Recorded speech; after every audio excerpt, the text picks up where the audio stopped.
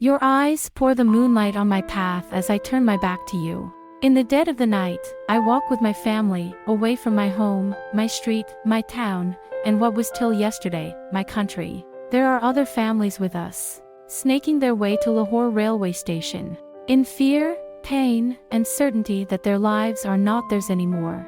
It can be cut, morphed, or smoked out within a matter of seconds. Even if they get on that train to Amritsar and arrive there in one piece, they would just be a wisp of what they once were.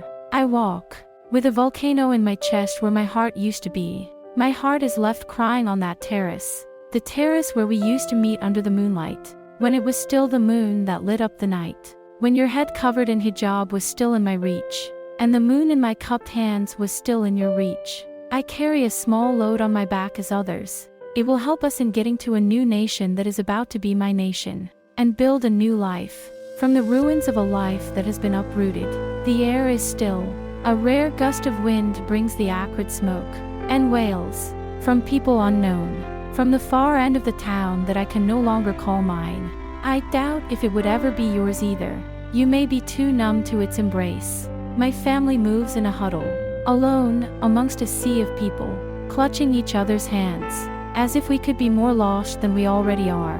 My father, mother, brothers, and sisters are watchful, looking back every now and then, half expecting the earth they are walking on to swallow them. We cross the end of the road, the edge of the town, and the border of the wilderness beyond. But I know you are still watching me, with your eyes as dry as mine, your spirit as broken as mine, and your heart trying to console itself on that terrace. The terrace I can never go back to, and you may never go back to, all because a man drew a line, quashing the hearts to choose a side, pulling the threads it had formed till they snapped, shattering it, brushing the fragments under the carpet of darkness. I have walked to the brink of what held us together. After this turn, you will not be able to see the speck that I have become now, the speck that has entered the vortex created by time. Will we ever meet again?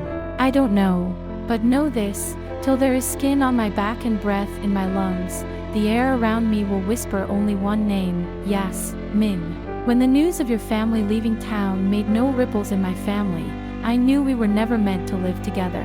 I leaped up the staircase to the terrace, to meet you for one last time. You were there, forlorn. The full moon weighed down on us. You didn't dare to cup him to give me.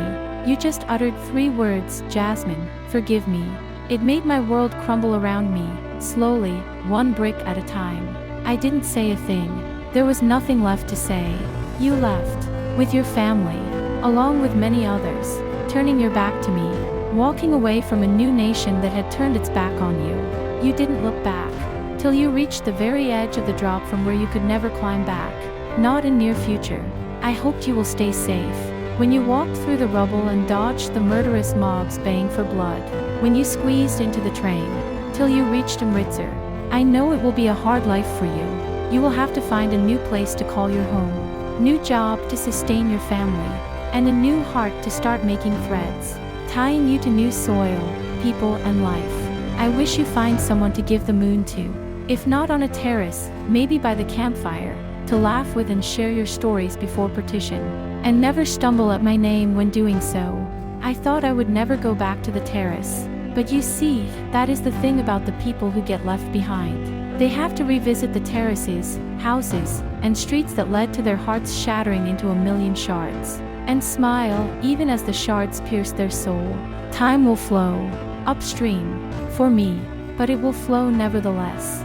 A young woman cannot live alone, not in this town. There will be talks of my nikah. It will be to a good man. There is no escaping it. I hope I would have grown a new heart by then, one that wouldn't beat the syllables of your name Raaj. For his sake, seasons will change and I will be a mother to the children of a not-so-new nation. They will be taught about how gruesome the partition was and how the other community turned into traitors and had to be driven away. They will grow with venom in their hearts for the footprints you left behind. If I grow a voice back, I will tell them no home is more wrecked than the one where brothers turn into enemies. I will still have hope in my heart. No, not about ever meeting you again. But the line that ripped us apart will become blurred and the angry little men will be lulled in the vortex of time. Maybe not in our lifetime, but someday. Till then know this. I never believed the moon could be mine. but I never doubted you wanting to pluck it for me. Some things are beyond the reach of lines drawn by the manned moonlight and madness.